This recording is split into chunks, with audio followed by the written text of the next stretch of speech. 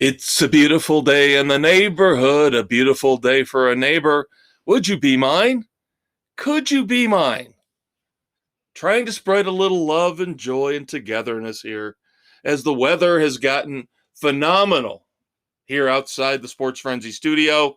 So why not bask in the sun and the warmth and the togetherness, the brotherhood, the sisterhood that we strive for here on Sports Frenzy 2.0.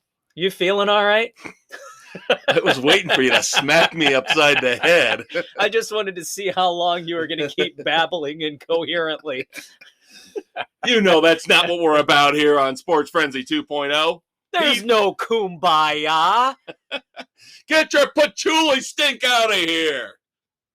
He's the Conquistador, Dave Height. He's the Maestro, Kevin Crane. Glad, as always, to have you aboard for the latest Sports Frenzy here. Taping April the 12th, 2023. This will hit early Thursday morning, the 13th. Yep, but we have had some glorious weather these last several days. So and it'll come all crashing to an end here by the end of the weekend. Yes. 25-degree shift in the high from Saturday to Sunday. Yep, gotta love it. Jesus, we live in hell. Jesus, God. Oh, all right, kids. Second week of the Major League Baseball season is pretty much wrapped up. Yep. And kudos to you if you picked the Tampa Bay Rays to come out of the gate 11-0, and right now they're winning. They're winning on their way possibly to 12. Good God.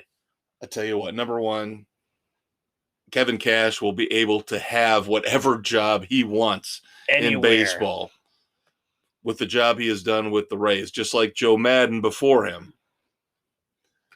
Does it surprise me? Yes and no. They are so smart in their player development. That is what they have over every other organization, save for maybe the A's, who have been doing it longer. But they just turn over and ship everybody out and stay in perpetual rebuild mode, where the Rays actually try to compete. Right. The Rays spend a little tiny bit of money, Little bitty. Or, of course, the A's don't spend any money, anymore at least.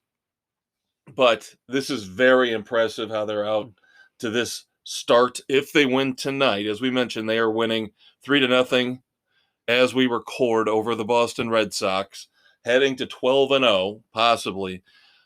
Believe I read the record is 13 wins to start the season. Now, the thing that always screws me up with this when we talk about baseball and the great starts to a season is the first team I think of is the Detroit Tigers, way back in, I believe, the 80s.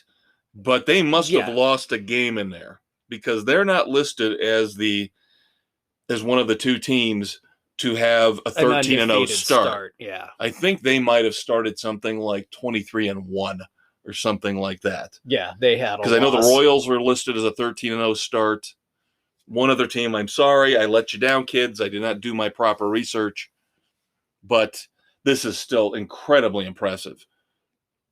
Now, of course, our teams are not incredibly impressive. Nope, not even remotely close. Cubs lose today. Cubs are the Cubs. They're gonna scuffle, struggle, have some good runs, have some bad runs.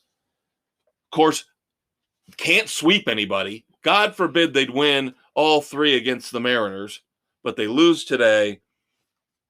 They are 6-5. They are in third place, 2 behind Milwaukee in the NL Central. Here's what drives me crazy, Dave. Here's what drives me crazy. Everybody's happy with the rules. Everybody's ecstatic about the pace of play. And we'll get to one of the ancillary benefits of the quicker games here for the baseball fans in just a minute. But how many days, literally, has the baseball season, the regular season, been going on? About 14 days, right? Yep. Because they started a Thursday. So this Thursday, when this hits, will be the third Thursday. Yeah. Why the hell do you have to give Dansby Swanson a day off already? The guy just had 4 hits yesterday. Because his wife just underwent knee surgery and they're giving him a day to go spend with her. Oh, figures. You would know. You would know. You would find a way to make me look like an asshole yet again. I didn't know that. Yep. Yeah, his wife plays for the U.S. women's national soccer team, and she dislocated her patella over the weekend and had surgery, I believe, yesterday on the 11th, as we record here on the 12th. All right, you guys get your phones out. Hit record because you're going to hear something you never hear on Sports Frenzy. I am sorry to Dansby Swanson. I did not know. I did not hear about this. I tried to listen to the radio feed of the game today, and for some reason it wasn't coming through. So I was watching the game cast on ESPN, and so I didn't get this information. Yeah, they were talking about it on the radio, sports radio this morning on my way into work. And it said that he left the game with left side soreness. They think he was dehydrated, having been up with his wife and worrying and all of that, not properly taking care of himself, eating and all. And on the one play he may have tweaked something or had muscle spasms or cramps. And so they're giving him the day off to recover and to go spend time with her. Well, actually, now he gets an extra day because they're going to be traveling to the West Coast to play the Dodgers starting Friday. Yeah. So again, I'm sorry. I will not apologize for ranting and raving about most things, but in this case, there's a legitimate reason. I will apologize. I did not have the information. I wasn't blaming him. I was actually blaming David Ross. Yeah. I figured Uncle Rossi had sat him because the analytics guys had told him, well, he needs a day off.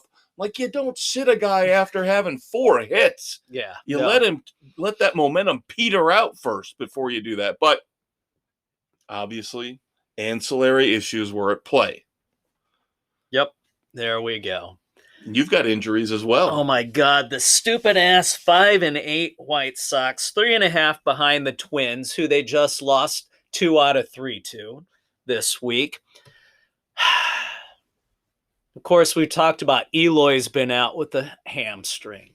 Moncada's out day to day with some toe foot thing. Now, Tim Anderson is out. Talked last week how he has to keep his anger in check to not get suspended because as he goes, the team goes, they need him in there. Oh, he sprained his knee on a play getting slid into in the opening game against the Twins. Leaves the game. Great. There you go.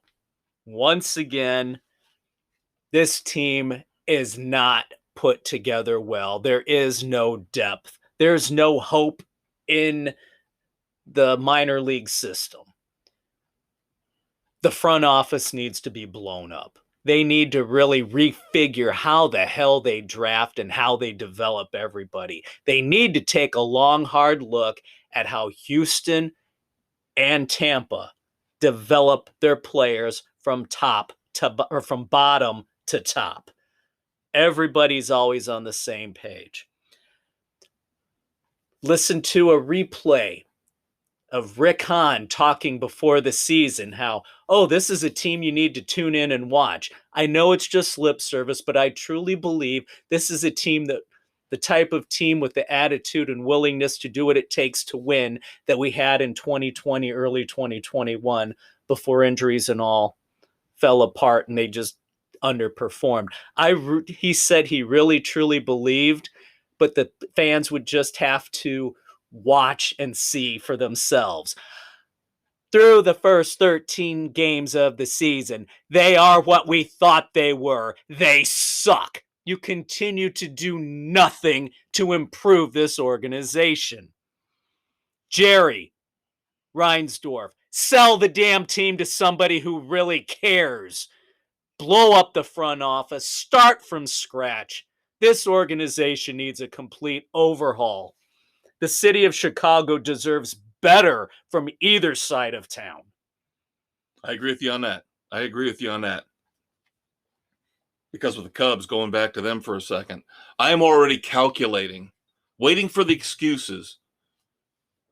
I've already calculated how they could afford Shohei Ohtani easily without any muss, any fuss.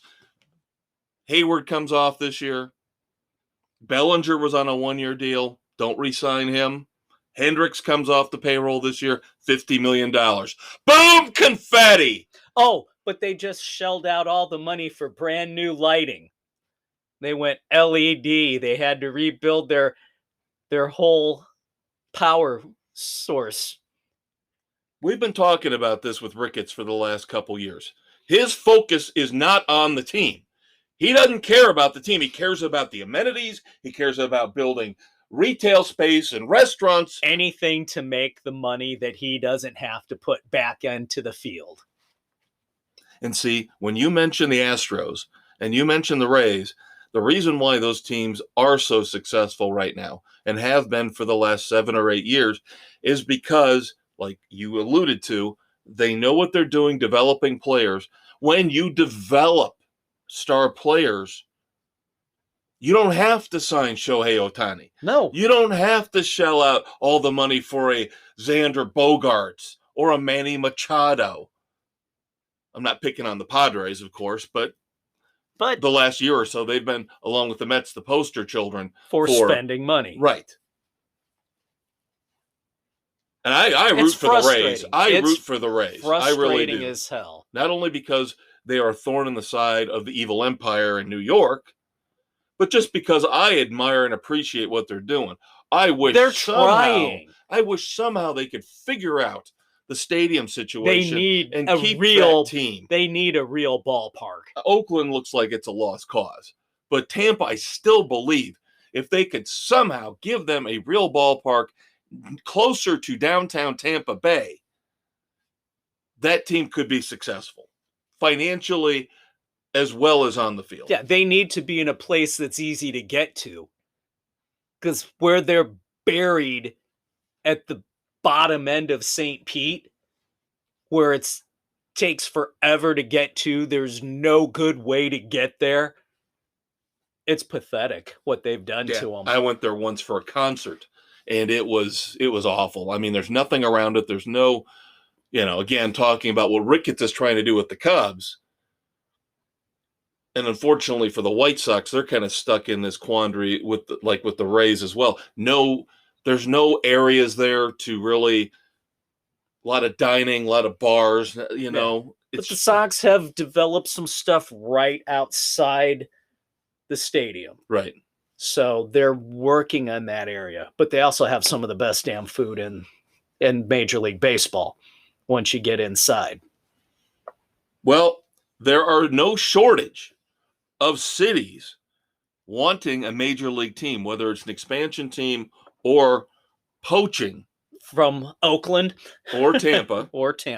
Salt Lake City is the latest to put together a consortium, a group that is going to try to put together a stadium bid, put together a package to show Major League Baseball, along with Portland, of course, we've talked about, Nashville, Charlotte is still out there. And of course, in terms of relocation, A's to Las Vegas, possibly the Tampa Bay Rays to Montreal. So that's been bandied about for how long now? Yeah, we will see. We will see how this all works out. Kind of shocking that Salt Lake City has now thrown their hat in the ring. I mean, I guess they are a growing area. I guess you just don't. Well, they've got one team. Yeah, the you usually Jazz. don't think of a one horse town like Orlando's only got the Magic. You don't think of those types of cities as being able to pull in that second one. Yeah, it's tough to do if they're not one of the major metropolitan markets. Right.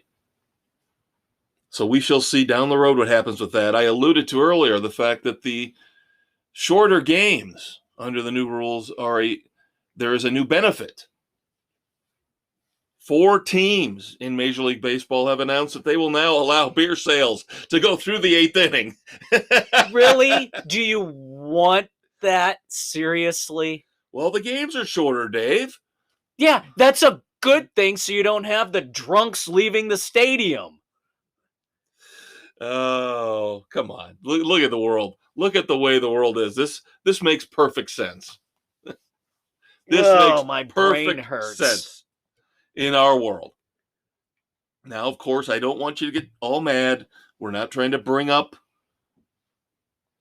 the whole on-field scuffle, but I have to point out the Pirates off to a good start, but lost their big young superstar, O'Neal Cruz, for 4 months, broke his ankle playing the White Sox. Yep. We watched it live. Yeah, there was nothing Sox catcher Sebi Zavala did wrong. Cruz went for a late slide. His cleats caught in the dirt, and that's what snapped his ankle. It was an awfully late slide. There was nothing dirty about the play. Somebody said something, and then both sides had to come out and, dangle their balls for all the world to see. Yep, they had to strut like peacocks. But it's an unfortunate situation. But, most times anymore, the runners are going to try and slide around the tag and reach their hand under and around and kick their body away from the catcher. He tried to go through. And you can't do that anymore. And especially a late slide like that. We've seen too many ankle injuries, knee injuries when the cleats dig in. Yep. Oh, you're talking about the Oakland A's. I'm talking about how they are a prime candidate to move, most likely to relocate to Las Vegas. I've got one little nugget here that kind of should solidify that way of thinking. April the 4th, the Oakland A's attendance at their home stadium, 3,407, which was less on the same day. Less than 11 AAA teams. That's less than what our local single A team draws on average. Yeah. You got Rob Manfred. I'm sure you're basking in the glow again of everybody being happy with the pace of play. Here's your thing. Jump on it while you can, while everybody's feeling good about you, outside of us, of course, and make some decisions about this. Grow some balls. Tell the Oakland, you're not doing this, you're done. They're moving to Vegas. And then put the fear of God into Tampa. Yep, see? They didn't get it done. We're moving them. You're not getting this done. We're moving you. I just don't want them to go to Montreal. I'd rather see them go to Nashville, maybe Charlotte. Don't want them to go to Portland. Nobody should ever, ever, ever be subjected to going to Portland. No, God, no. One team up there is bad enough with Seattle. Well, and the Trailblazers, of course. But yeah, with baseball, the Mariners. Finally, last baseball headline to discuss, which is pretty important, pretty significant. A trade that actually benefited both teams. The Twins and the Marlins in the offseason.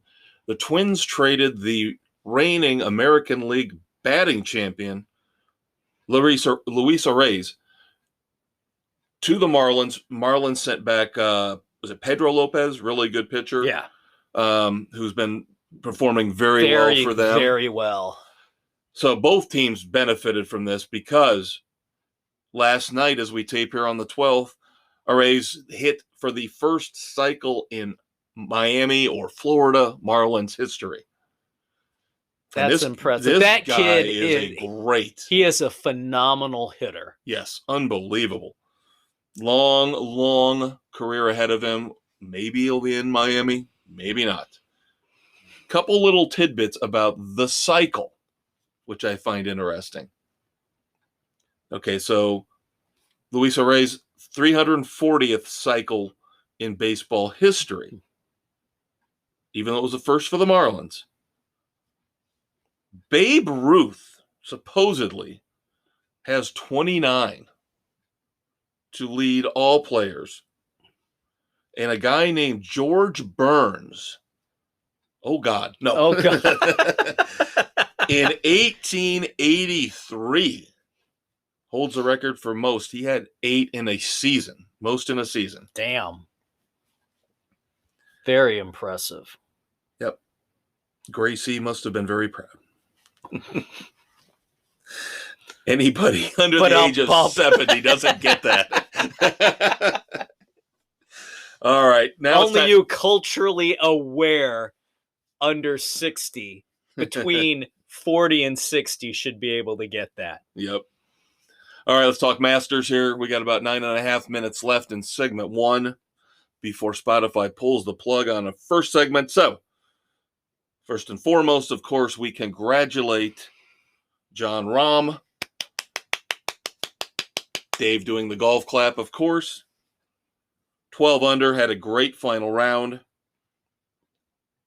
Brooks Koepka, unfortunately, kind of choked. He imploded. Phil Mickelson made a late charge. Mickelson and Koepka, of course, both live golfers, finished tied for second at 8 under, 4 shots behind Rahm. Strong showing. Weather was awful. Yep, the Saturday was brutal. Yep. Trees were falling. Just an ugly scene, but somehow they got it all in before the end of the day on Sunday, so kudos to them. Yep, despite the slow play. Was it Cantley was holding up? Oh, boy, Brooks Koepka was pissed, because we all know how Brooks Koepka feels about guys who play slow. Yep, he does not abide by it at all. Yeah, he was pissed at Cantley. Yeah. Pissed. There was a great shot of both Koepka and Rahm waiting to be able to tee off both of them. They have the shot with their arms folded, glaring down the fairway. Now we've got some other news, of course, surrounding the Masters. Number 1,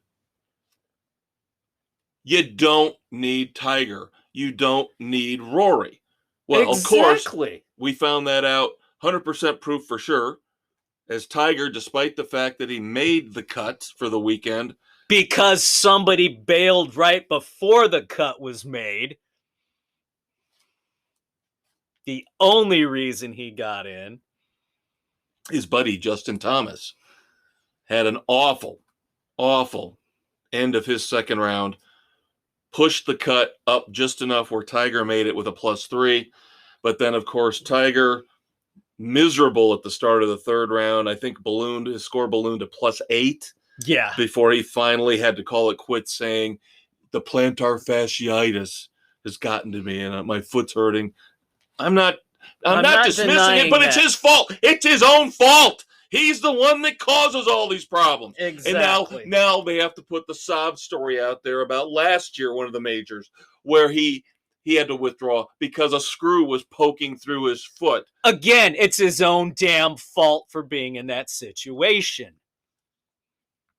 And then, of course, Rory McIlroy couldn't even make the cut.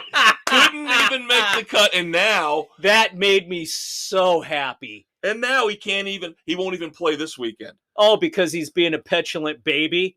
Yeah, the RBC Heritage he was slated to play in, he has withdrawn already from that. Oh, got butt hurt because he got his ass kicked in the Masters. By a bunch of live golfers. And I don't care, people. You can get as mad as you want. All I'm going to say to you is, when the NBA cuts ties with China, then I will start ripping on live golf for taking money from the Saudis. And by the way, where do you think all our oil is coming from right now? And where do you think Tiger made a shitload of money throughout his career? Dubai. Over there. Dubai. Now, we should give Tiger credit. He did make, as we mentioned, his 23rd consecutive cut at Augusta, which ties the record. So kudos to him for that. Bully for him. Fred Couples became the oldest player to make the cut at 63 years old. But boy, he put up some ugly numbers over the weekend. Yeah. Ugly numbers. And then some big names withdrawing even before the tournament or early on. Kevin Na. And then we find out Will Zalatoris, I believe he just had back surgery now. Yeah. So one of the biggest names on the tour is going to be out for quite a while now. What I want to circle around to wrap up our Masters coverage here. Again, we talked about Tiger. You know, it seems like if you're going to talk about golf, you're required by law to bring up Tiger. And show at least a dozen of his greatest moments during this final Sunday round. Right. Ugh. Even when he's not around. So no Rory, no Tiger. Guess what? Final round ratings for the Masters, 5-year high. Again, you don't need the two. It's proven right there. And this should be a lesson for golf. You got your bickering, you've got your infighting between the PGA guys and the LIV guys. Do you ever think that maybe this is working in the favor of both sides? It's a rivalry. Ooh, is something going to happen between Patrick Reed, and Jon Rahm? Is something going to happen between Brooks Koepka and... Koepka and Rahm seem to have played very well together. Is Rory McIlroy going to come out of the gallery wearing a Samoan spike, wearing the stupid fake glasses and nose and mustache? Go after somebody's knee with old Billy Baloo. Yeah. Is it true, Mr. McIlroy, you called Nancy Kerrigan the night before? Oh, I should say Tanya Harding. Tanya Harding. Not the victim. Not the victim. The perpetrator. The perpetrator. We got to have fun. Again, this was the biggest tournament of the year, and it lived up to all the hype. It was great, even without Tiger, even without Rory, and with the LIV guys. So, again, the lesson should be for the other three majors. Let them play. Follow through. Let just like them the Masters play. did. Let the LIV guys in. Let them play. You might not like it. And, of course, I heard some stories about Jim Nance and how he was being a little petulant bitch up in the booth. Oh, he was making his little comments here and there. Yeah. Get over yourself, Jim. Yeah, but what was it? Brooks Koepka had the one shot that landed in the crosswalk area where the patrons walk across the fairway to get from one hole to the next. And, they were saying, he's going to get relief. And Nance kept saying, yeah, he's on the CW. Yeah. He's on the CW. Of course. The crosswalk. Blatant reference where the LIV to plays. Yeah. Yeah. Hey, but free publicity from Nance. Yeah. Yeah. You got to look at it as positive. You got to look at it as a positive. He kept saying the CW. Well, that's where you can find LIV golf. So there you go. Yep. And again, I will just say it one last time. I understand anybody who's upset about LIV golf because of where the funding comes from.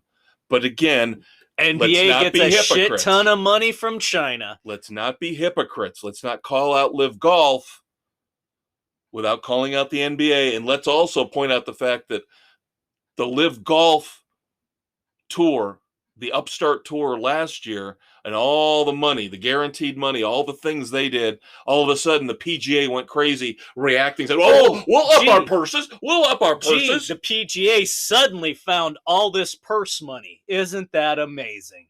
Yeah. That'll do it for segment 1, kids. Dave and I are going to take a quick break, quick promo. We will be right back. We'll be talking some NASCAR, some NFL football, the draft just a few weeks away, couple dumbasses, and a couple moments of silence down the road. Segment 2 coming up next. Are you having trouble falling asleep behind the wheel of your expensive SUV? Are you finding difficulty in avoiding golf clubs thrown at you by your angry wife as you pull out of the driveway? Sign up today for the Tiger Woods Driving School, sponsored by Sports Frenzy 2.0. We'll show you how to text ladies of the night while still driving effectively in the wee hours of the morning. We'll also teach you how to ditch a suspicious backpack when you end up driving into a ditch. Check out Sports Frenzy 2.0 on Spotify, Google, Radio Public, Pocket Casts, wherever you listen to your favorite podcasts, for updates on our latest classes, including how to curse and swear in front of uptight golf fans and their children and still be adored by millions. The Tiger Woods Driving School. It's great. All right, kids, welcome back. Segment 2 of Sports Frenzy 2.0. Here as we record April 12th. This will drop Thursday, April 13th, 2023. I'm the Conquistador, Dave Height. And I am the Maestro, Kevin Crane. Time to rev up your engines as we talk NASCAR on Spotify, Google, Radio Public, Pocket Cast, Amazon, Audible, Apple, Overcast, CastBox, and Stitcher! Of course, always check out the Facebook page where we will post our weekly NASCAR picks and our weekly baseball picks, and you will always find a link to not only this wonderful podcast, but our ancillary podcast, the Weekend Edition. This week we'll be talking about Agent Elvis, the long-awaited John Wick Chapter 4 review. I will be reviewing Terrifier 2. I have a book review. Music-wise, we've got The Cold Stairs. So check out the Weekend Edition, your surefire hangover cure for your Friday night partying every Saturday morning. There you go. All right. The Bristol Dirt Race. It needs to be done. It is just kind of a slog. It is kind of a mess. You've got all the different rules, of course, that you and I discussed because we were watching parts of it together on Easter. You had to explain to me. It's only the third year they've done this. So I must have zoned out on the fact that they have to do everything differently with the pits, with the stage breaks. Yeah, you got to be able to clear the dirt out of everything, and it's just a royal mess. Now, of course, the guy I had listed as my second pick won. Christopher Bell ends up winning. I thought I had a good pick with Kyle Larson, but for the second time in 3 years, he gets caught up in something. The first year it was with Christopher Bell, and now this year, little Ryan Priest decided to be a bitch. And so Priest ends up basically knocking Kyle Larson out. Yep. Thank God for stage points, because otherwise it would have been an absolute disaster. Yeah, I know the feeling. I had Kyle Busch, who had one of the top 5 cars all damn day. Broke a shock late in the race. And that was it. Ugh, so damn frustrating. Snake bit. Yep. So, other than that, I don't think we really got a lot to report from Bristol. Most of the action actually was happening again off the racetrack with penalties and appeals and then arrests. Yeah. So, tell the people, Dave, about the off-track shenanigans at NASCAR. Cody Ware suspended indefinitely after he was arrested on charges of assault on a female and assault by strangulation inflicting serious injury. Again, a guy who cannot control himself. It pisses me off. These domestic cases. There's no freaking excuse for it at all. And I really hope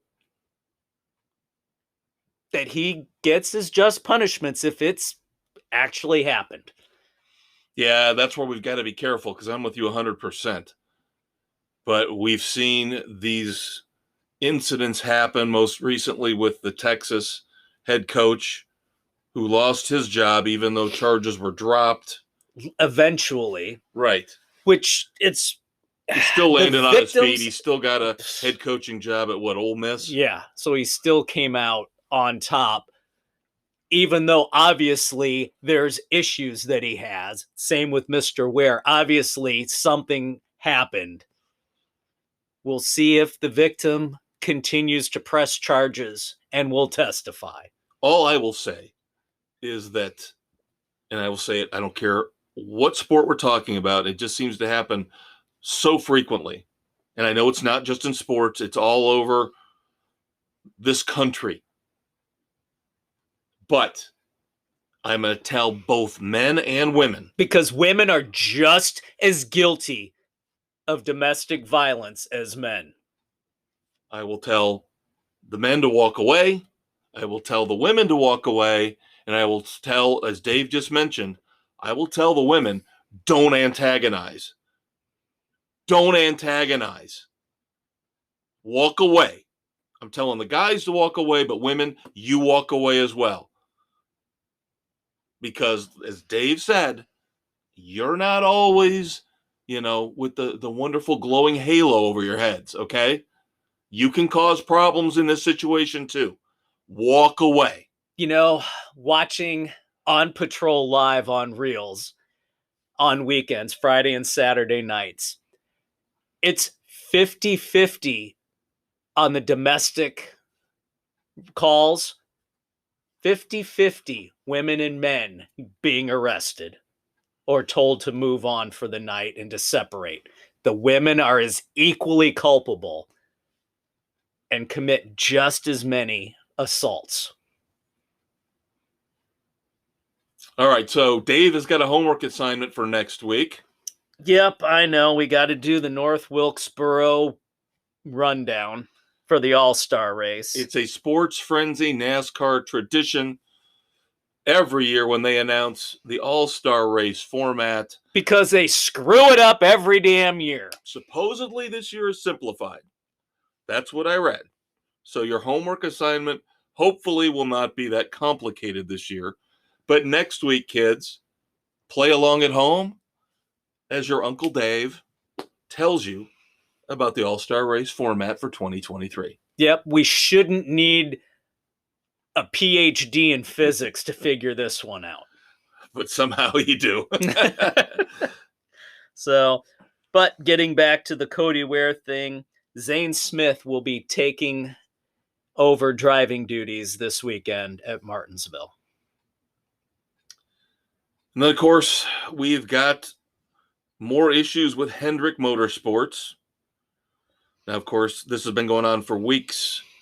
And Dave and I had issues last week with the fact that the appeals board completely rescinded the previous penalty for Bowman, for Byron, for Larson. Yep. 100 points. 100 Giving driver back points. to them.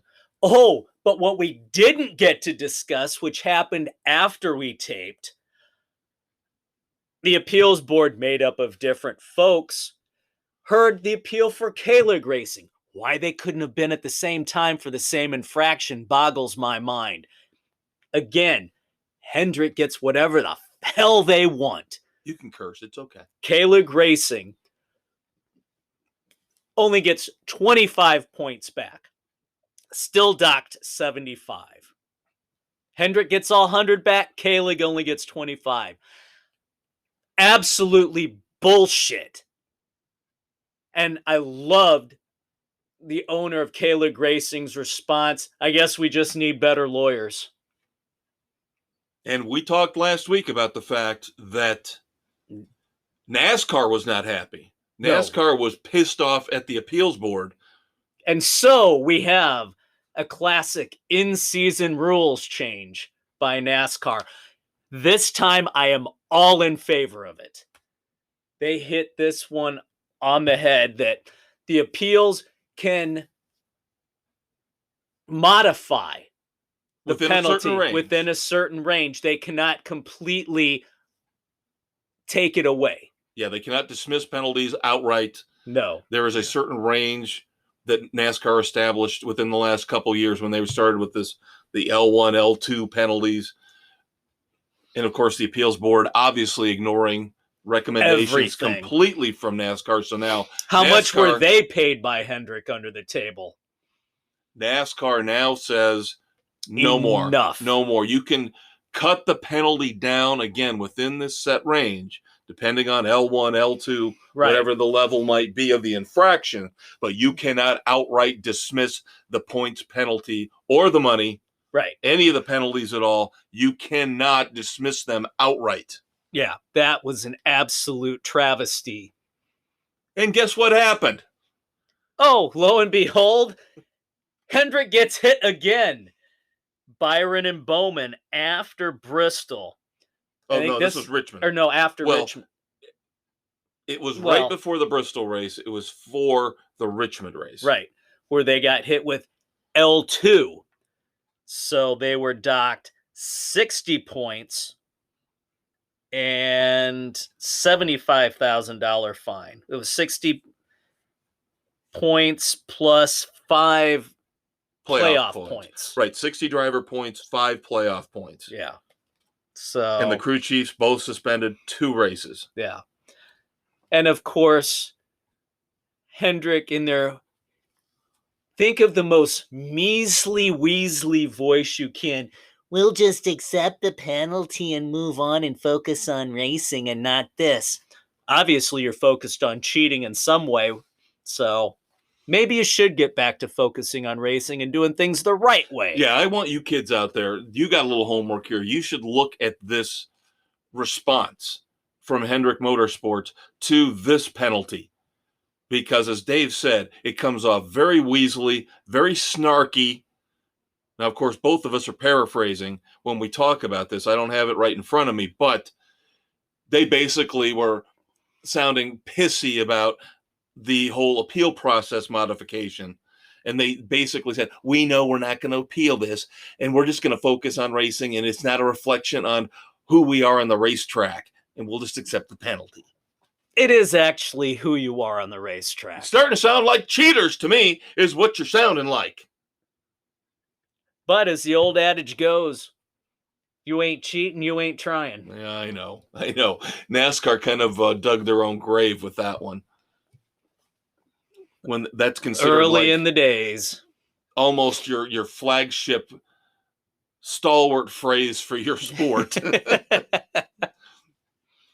That being said, we move on to race 9 of the 2023 Cup season. April the 16th is coming Sunday. The NOCO 400 from Martinsville.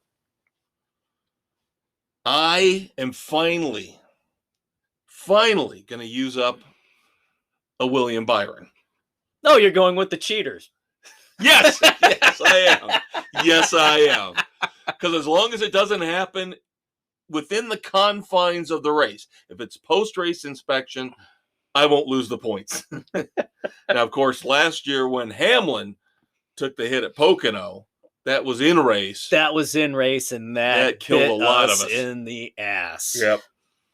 That led to the legendary elder statesman quitting, which is now a running gag here between us, all 8 of us. Yeah, I know. I think Bill put in the early plea for him and I to be able to pull a Sam. Yeah, because you two are still trying to fight your way up to get back in, but it's still early. It's still early. I mean, when Pocono, look at when Pocono falls in the schedule, and that just killed Sam. He was already struggling to fight back into the top 10. And that just destroyed him entirely. Yeah. Yep. There was no coming back from that. No, so Bill and I are both taking Lord William Byron. And you have somebody along with you. Aaron and I are going for back-to-back Bell. We're going to roll the dice at Richmond, or at Martinsville. So he's after I condemned him for his antics at Richmond, he runs really well on the short tracks. He's coming off the win last fall at Martinsville, and He's been running well there. I'm just going to point out to you what I did last week as I tried to go for the back-to-back, and look what happened. It's going to have to happen at some A point. little weaselly bitch named Ryan Priest came into my life. I thought about weeks ago, I was thinking of taking Priest. The way he ran at the Coliseum before the car broke, I had him penciled in for Martinsville until his antics at Bristol, where I know Larson is going to be looking for him to take him out. Otherwise, I would have taken Priest. We are starting to get some of those little tiny feuds firing up. Everybody's still pissed for some reason at Ross Chastain. And he's done nothing this year. You know, now we've got Ryan Priest versus Kyle Larson. So we'll see where it goes. Another great NASCAR slogan. If you're not rubbing, you're not racing. Rubbin's racing. Yep.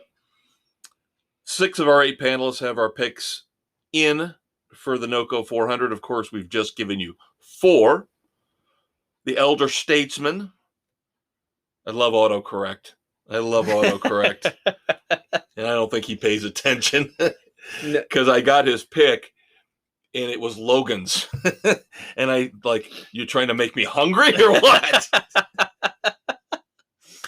So I am assuming he's going with Joey Logano. That would be my bet. And then finally, Nick, who, of course, was scolded last week for being late, a little bit tardy with his pick, was the first one in. He is taking Ryan Blaney. Of course, we're waiting on Mrs. C, but she always gets her Blaney's picks in not a on bad time. pick either. I thought about him as well. Yep, so now Doug's the one that's concerning me. He's usually got his picks in by now. So, of course, he will be my weekly pain in the ass for Martinsville. There you go. All right. We're still a couple weeks out from the draft. Not a ton of NFL news, but a few things to discuss. Small little tidbits. Nothing on the Bears front, really, as they lay quietly waiting to see what's going to happen. Latest rumors, I think Pittsburgh has been quietly inquiring about moving up to 9. Oh, I don't want to drop back again. We can get somebody good at 9. Now, the guys that I want either Jalen Carter. I will admit it. I want him. If he falls, he's a top 3 talent. And if he drops to 9, I want him. I don't care about the car incident. I'm sorry, but I'm going to say he did not directly impact what happened. Was it stupid to be racing? Yes. Did he cause the accident? No. If we either get him, now I don't think the kid from Alabama is dropping that far. It's going to be him or Northwestern Skransky. No, I don't want him. I see people.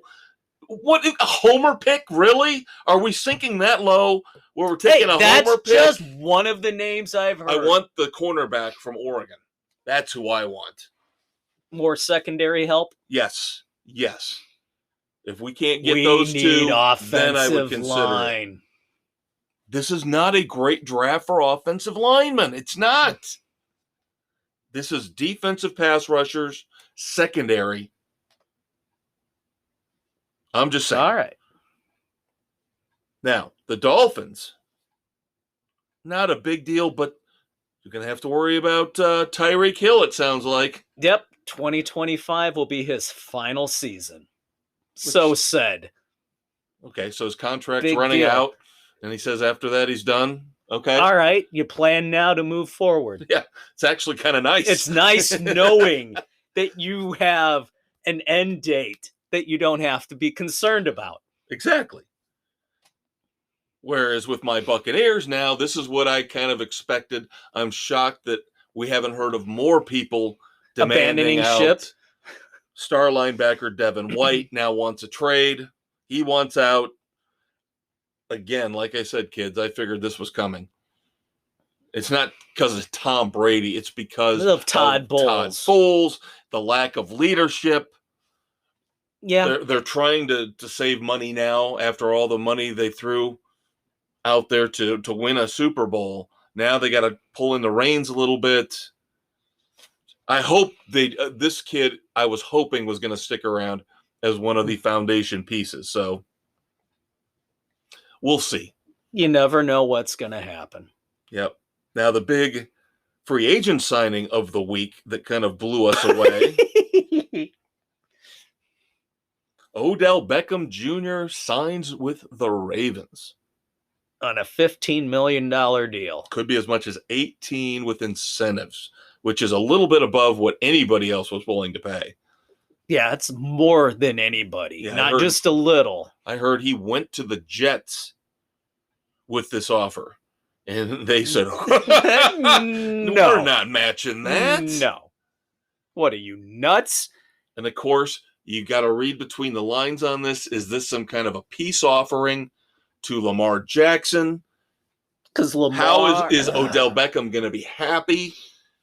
We know the history of Lamar Jackson when it comes to the passing game. Now they've got a new offensive coordinator. We'll Can see he what turn happens. Lamar Jackson into a more prolific passer? Is Lamar Jackson going to stick around? Who knows? He's one of those head cases that you don't know what the hell is going to happen. And the thing is, he's looking at Kyler Murray. He's looking at Deshaun Watson. And realistically, the three of them, what have they really done?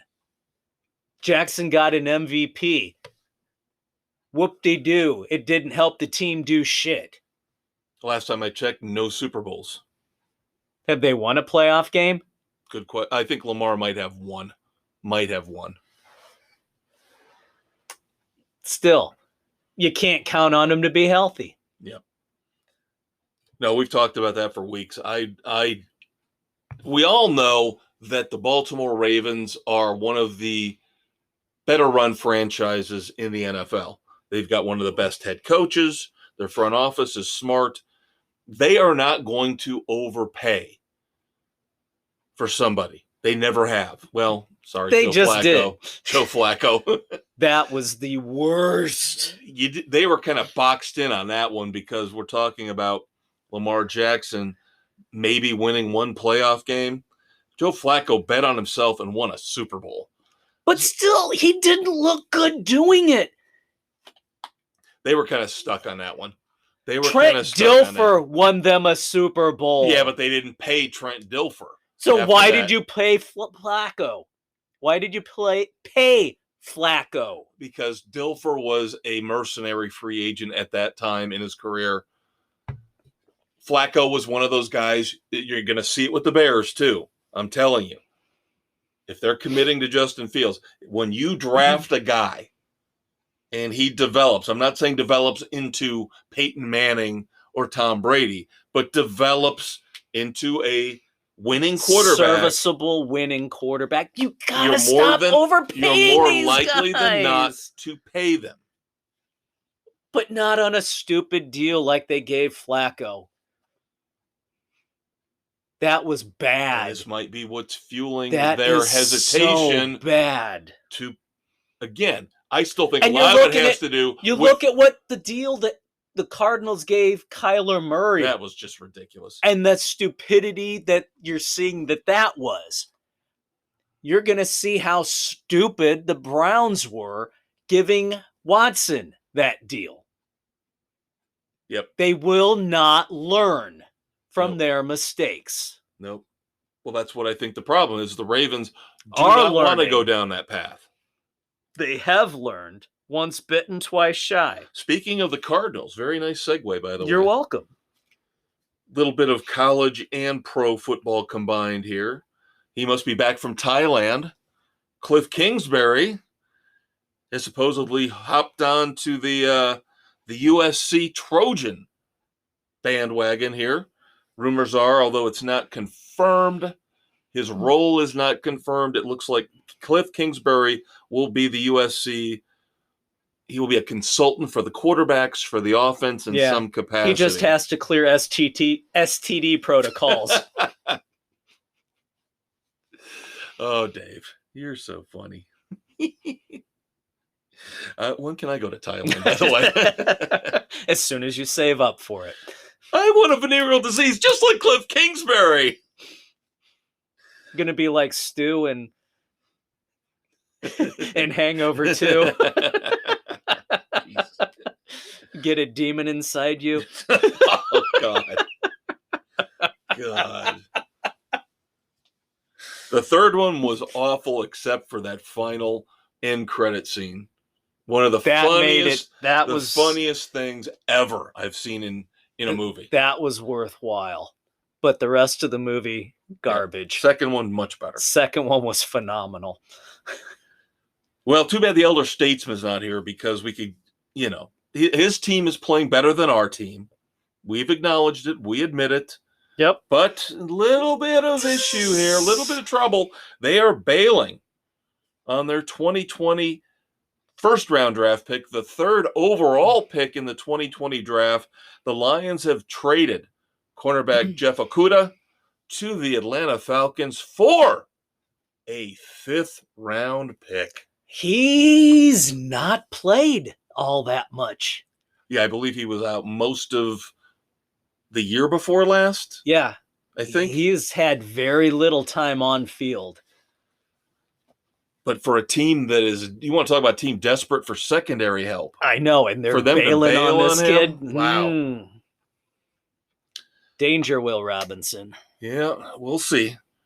We shall see. As we discussed over Easter weekend, we might get the Sports Frenzy crew together for the second and third rounds.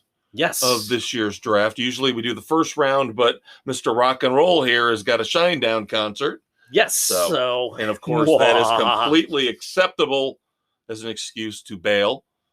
And rock and roll always trumps. I do not say that with any sarcasm. That's number one on the list. Concerts, always number one. And of course, we'll talk about it on the weekend edition. Exactly. Kind of segueing here into business and college football in the last couple minutes. The Bears stole the Big Ten commissioner. He is now our president. Yep. So the Big Ten needed a new commissioner, so they go to ex-Major League Baseball COO, Tony Petitti, as their new commissioner. Petitti. You just like saying Petitti. Petitti. Petiti, do you have any teepee? We're only 2 weeks away, by the way, I believe. Do you have any petiti for my bubble? Might only be 1 week away from season 2 of Beavis and Butthead on Paramount Plus. Finally, affecting me, many others out there. I bitched about this over the last couple weeks. Don't they have penicillin for that? Well, I have to go see Cliff Kingsbury for that. YouTube TV. I told everybody out there they jacked their prices up $8 a month. Even if you didn't want the Sunday ticket.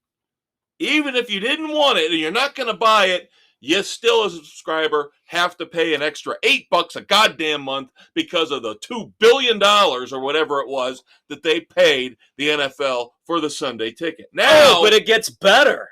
Yeah, now the prices have come out. If you're a YouTube subscriber, you get a discount. Yeah.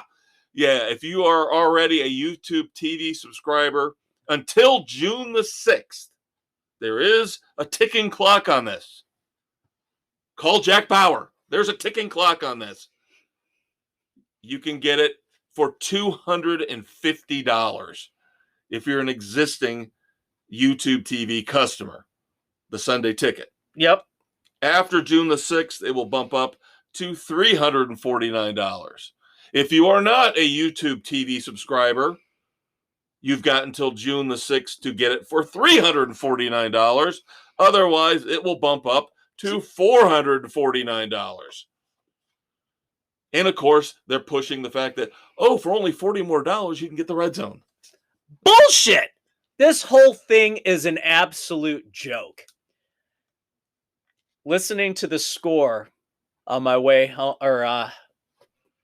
today, Mike Florio was on. brilliantly put it. This has Monopoly written all over it. Watch out. And there's no way in hell I'm paying. I would rather just watch the Bears on local TV. 4 o'clock if it's Dallas Cowboys. Why do you have to buy everything? Why can you not just lock in on one team's out of market? It's just too much money. I'm sorry. It's ridiculously it is just way stupid. too much money. Way too much money. All right, kids. 2 segments down. 1 segment to go. Dave and I will be right back with some NBA, some badasses, some dumbasses, and some moments of silence. We'll be right back. Hi, my name is Kyrie Irving, NBA superstar of the Cleveland Cavaliers. I mean the Boston Celtics. Brooklyn Nets. Dallas Mavericks. And while I may leave a trail of wreckage wherever I go, I still like to spend my off time listening to Sports Frenzy on Spotify, Google, Radio Public, Pocket Cast, Apple, Overcast, Castbox, Stitcher, Amazon, and Audible. And if you don't like it, it's not my fault. It's your fault. Hell, nothing's ever my fault. Kyrie is never, ever wrong, people. That, my friends, is the sound of Sports Frenzy 2.0, leading you into our third and final segment here on April the 12th, 2023. That could also be construed as Blackhawk fan frustration, which you will learn about here shortly from my man, the Conquistador, Dave Height. Thank you, Maestro. That's the Maestro, Kevin Crane. The Blackhawks, once again, trying to ruin their chances at the number 1 overall pick in the draft, beating the Pittsburgh Penguins 5-2 on the road. They are now tied with the Ducks at 58 points, with the Blue Jackets 1 worse at 57. They just don't want that number 1 pick. They don't want the number 1 pick. They continue to hurt the odds of getting it. There you go. But on the opposite end of the spectrum, congratulations to the Boston Bruins. They have eclipsed the 76-77 Montreal Canadiens for most points in a season. Through 81 games, the Bruins have hit 133 points. Montreal had the previous top at 132. So Boston has 1 more game to go. However, Montreal did it in an 80-game season, and it was before the shootouts. So Montreal wound up with 12 ties after the overtime, so they didn't have the opportunity to pick up an extra point like Boston has, and Boston 4-3 in the shootouts. So they picked up an additional 4 points through the shootouts.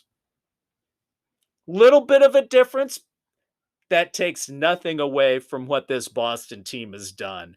They're sitting at 68-12-5. They have run roughshod over the entire league. I don't think it's 68. I think it's 64. 64-12-5. Sorry. Yeah, 64. 64-12-5. They are now 2 wins ahead of the previous record for wins. Yes. But that is impressive. Now, but here's the thing. You can ask Lou Piniella about this. Back when the Seattle Mariners were tearing up Major League Baseball a couple decades ago, it don't mean shit unless you close the deal. That's right. In the playoffs, anything can happen. The old adage is just get in. Right. So Boston, as great as all this accomplishments, as great as all this looks for the regular season, you gotta pull the trigger in the playoffs, finish the deal. If you don't, This goes It down doesn't as mean a a damn thing. monumental disappointment. Another team you can ask about that, Tom Brady, Bill Belichick, and the New England Patriots, undefeated. Until the Super Bowl. And they let Eli Manning beat them. With one of his stupid no-look passes downfield and a lucky-ass catch. Was that the helmet catch? Or was that Manningham? I can never remember which of the two happened when. I don't remember which one it was. That might have been the Tyree helmet catch in that one. It might have been the helmet catch. But again, a fluke play. Yep.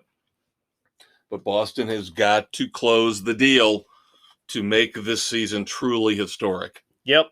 If you don't, you're just a footnote in history. Now the NBA, as the NHL winds down its regular season, gets ready for the playoffs coming up here, I believe, this weekend. Yes. The NBA has started their play-in tournament, this little convention that So they came up with stupid to try to keep people interested, the players and the fans alike. And the Hawks last night in the first set of play-in games surprised the Heat down in Miami.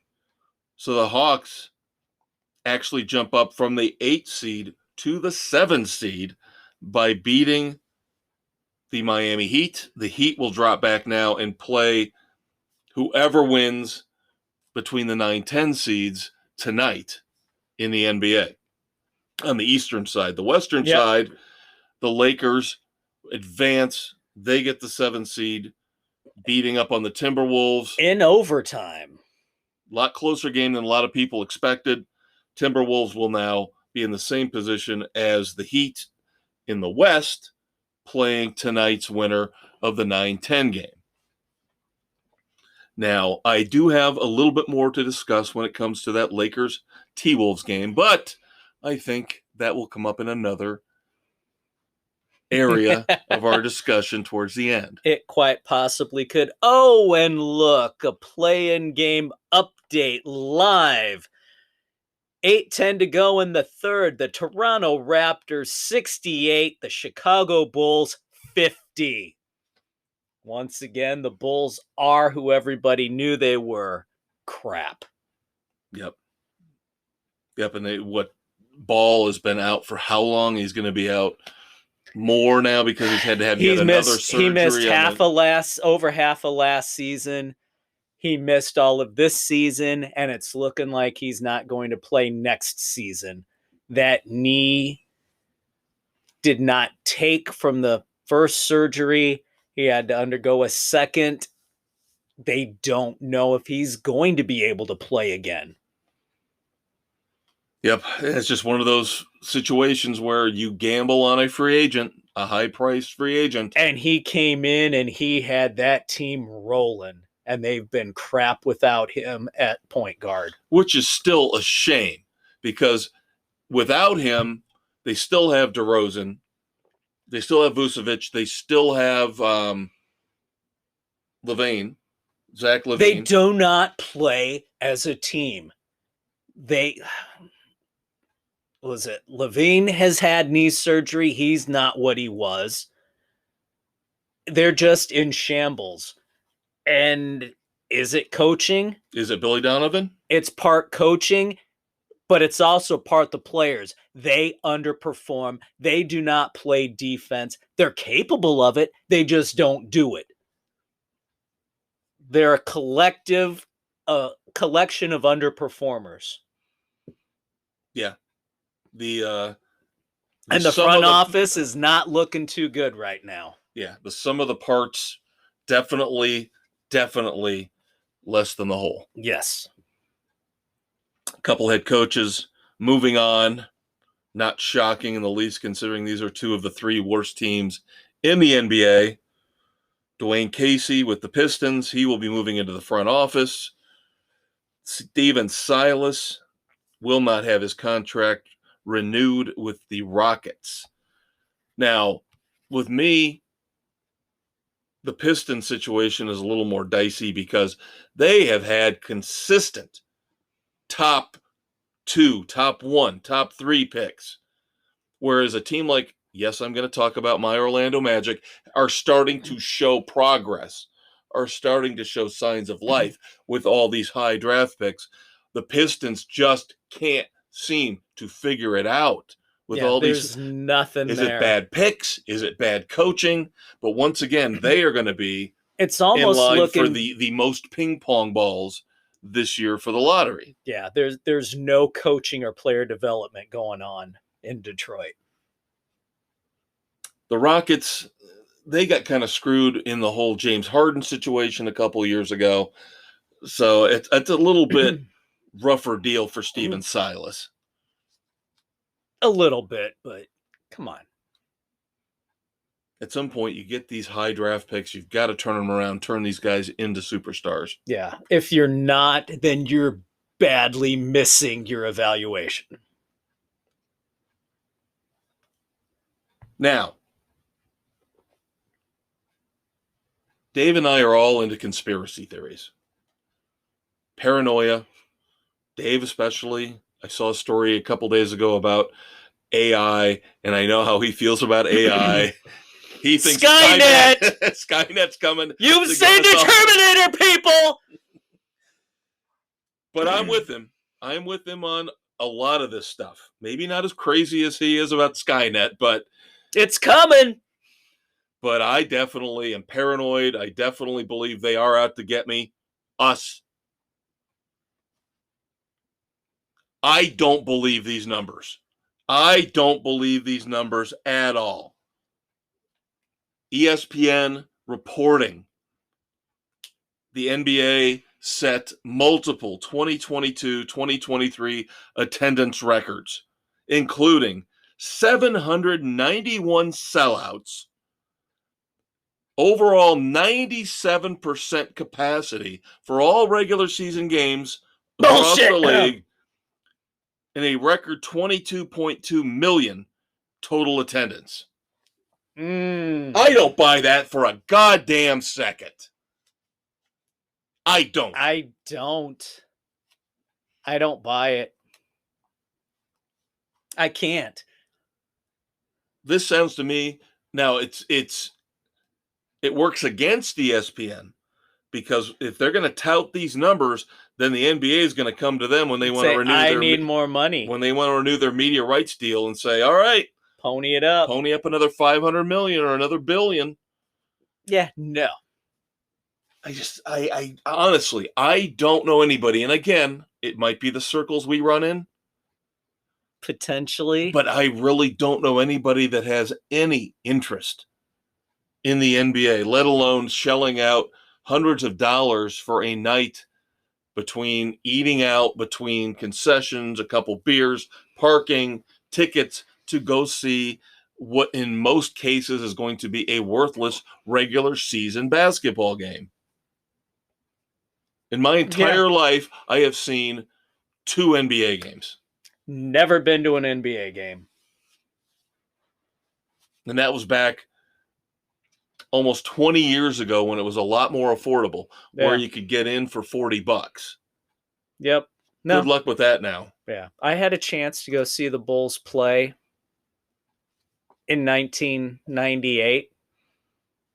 I opted not to go because I wanted to watch the Daytona 500, which worked out for me because my man Dale Earnhardt finally won it.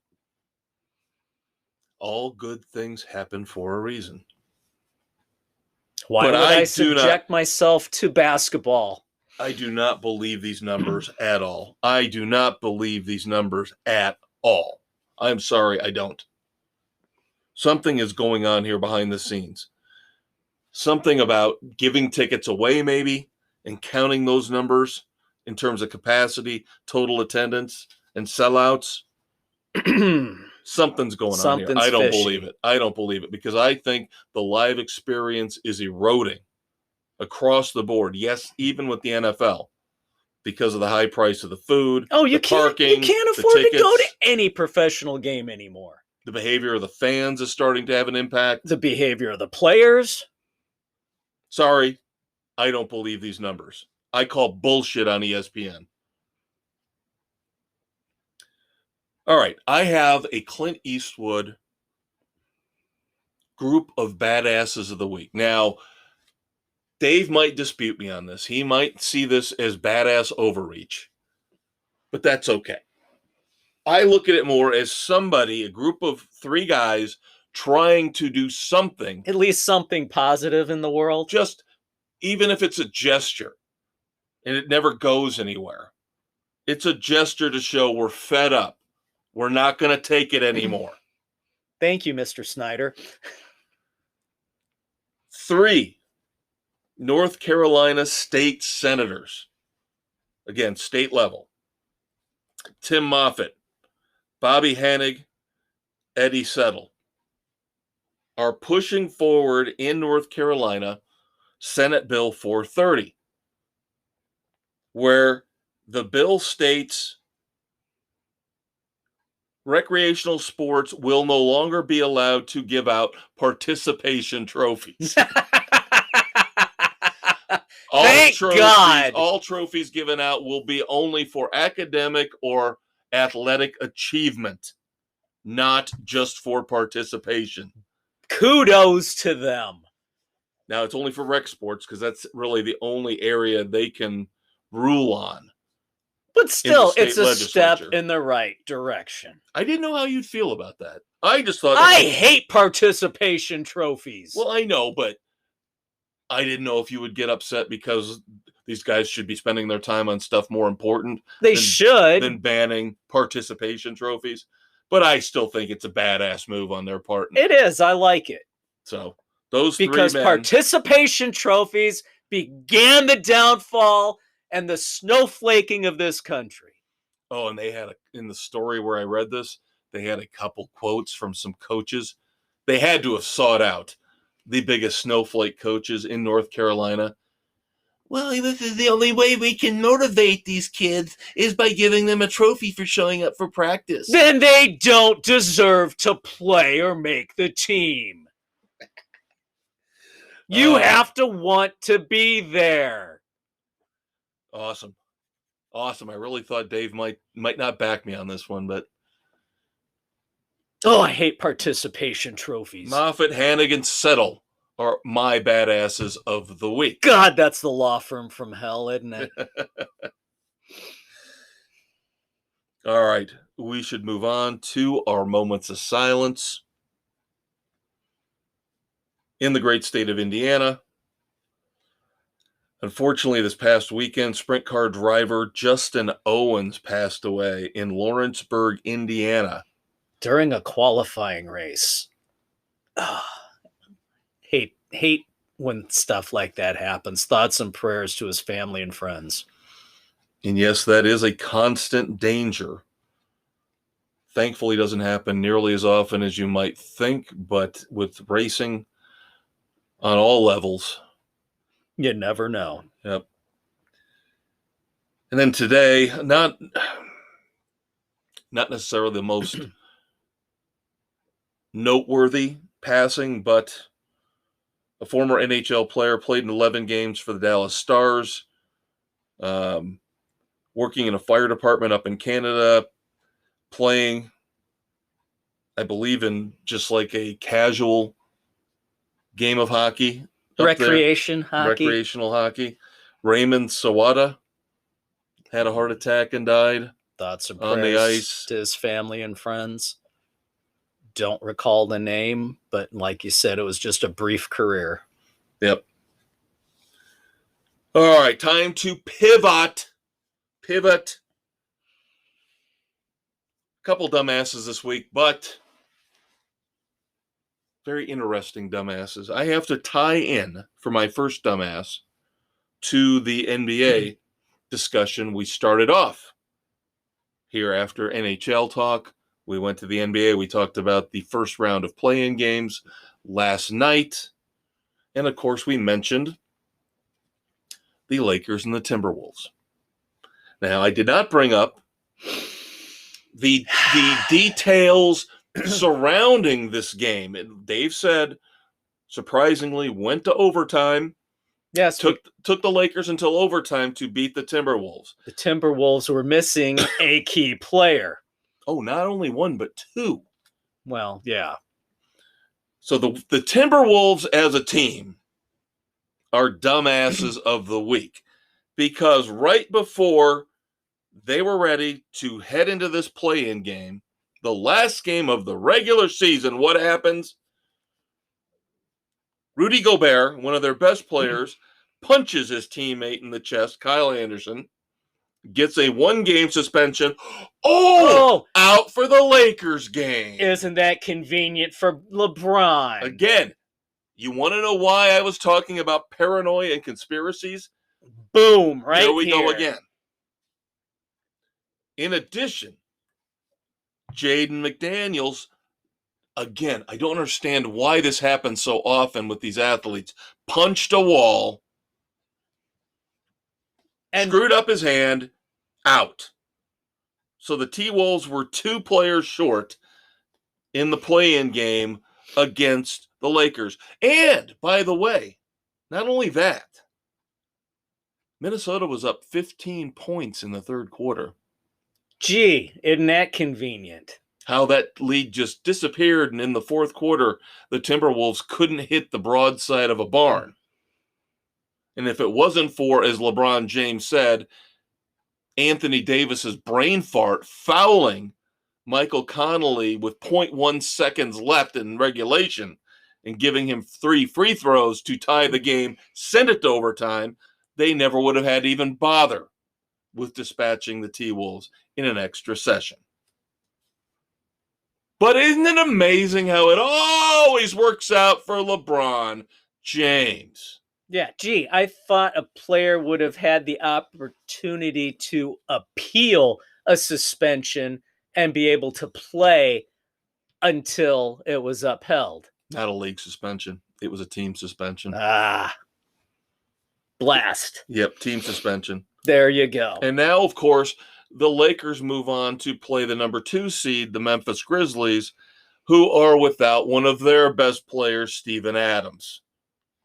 Again, amazing how it always works out for LeBron James. Bastard. The self-proclaimed greatest player in the history of basketball. Not. You're still never going to have 6 rings. You're never going to get 6, buddy.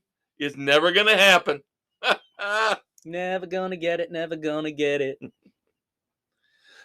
All right, now finally, my final dumbass. It's a serious topic, but I actually had to print out. My God, is that a dissertation for a dumbass? Yes, it is. Stretching it, isn't it? Now, we know about the tragic tale, initially, the tragic tale of Dwayne Haskins. Dwayne Haskins, of course, hit by a truck, supposedly intoxicated. I think tests bore that out. Remember earlier we discussed conspiracy theories. Oh boy. Oh boy. This is even beyond anything we could have come up with. The estate of Dwayne Haskins is suing. Let me tell you who they're suing. Who they claim were. Would it be easier to list who they're not suing? It's amazing to me. This, you want to talk paranoia? If this somehow what were they smoking? If this somehow turns out to be true, that all of these separate entities and people were involved, and combined, this is more significant of a conspiracy than the JFK assassination. Okay, this is more convoluted. Please. All right, the lawsuit filed by Dwayne Haskins' estate claims he was drugged on the night of his death as part of an alleged blackmail and robbery conspiracy.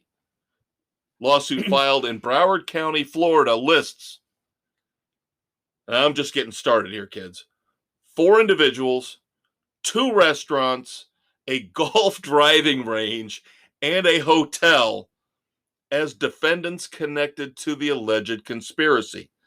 Not done yet. The lawsuit also lists the driver of the truck, citing his negligent acts. Okay, I can get that. I can buy the negligent act of the driver. Because, of course, direct cause of Haskins' death. Oh, we're not done yet, though. In addition to the driver, the lawsuit also alleges negligence by the individual owner of the 1994 Kenworth truck, the driver's trucking company, the Florida Department of Transportation, the rental car company, and the contractor that provides signage along I-595. This is absolutely stupid beyond belief.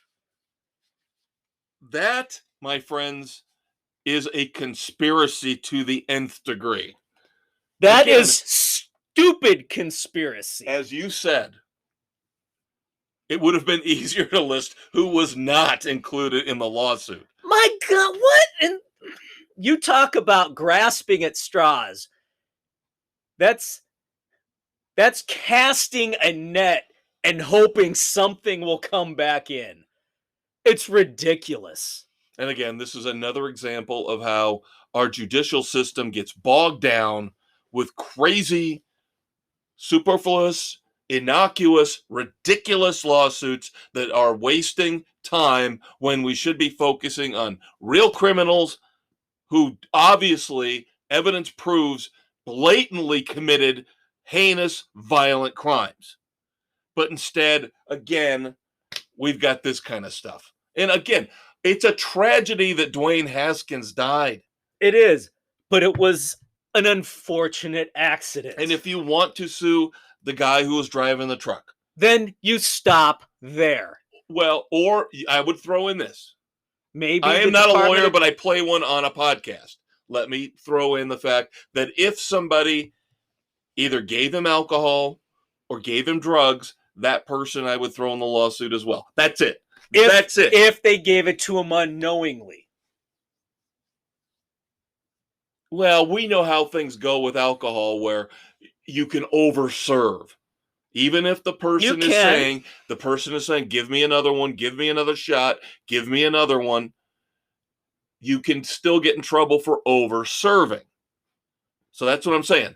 Truck driver, if somebody gave Dwayne Haskins drugs or alcohol, twice the legal limit that's it. Is not, I cannot consider that over-serving. Yep, like you were saying, toxicology report concluded Haskins was legally drunk when he was hit by the truck on I-595 in Florida.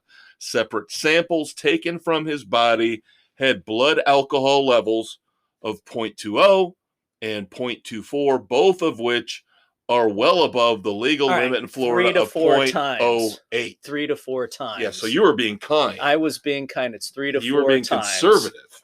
So, all right. I will go over serving. You cannot go, oh my God. That's such a wide The road net. signage, the Department of Transportation, because they don't do not walk on this road. It's common fucking sense you do not walk on a highway, people. McDonald's coffee is hot. Oh, got to put that on every cup now. Don't be a dumbass and spill hot coffee in your your crotch. All right. We're just getting warmed up, kids. We're done here for the week on Sports Frenzy 2.0, but we're going to be recording the weekend edition next, and that will hit this Saturday morning. Of course, your Friday night partying hangover cure. We've already told you what's coming up. The highlights, we'll have plenty of other stuff. We'll have dumbasses, although I don't know what is going to top the lawsuit from hell. Oh my God. But that's just bizarre. Hopefully next week we'll have better news for the White Sox and the Cubbies. Don't count on it. Getting another week closer to the draft. Maybe Aaron Rodgers will actually be a New York Jet, a San Francisco 49er, or retired. Could he still be a Packer or retired? We'll let you know next week, kids. We are always your source for sports news of the week every Thursday morning. He's a Conquistador, Dave Height. He's Maestro Kevin Crane. And we will talk to you next week.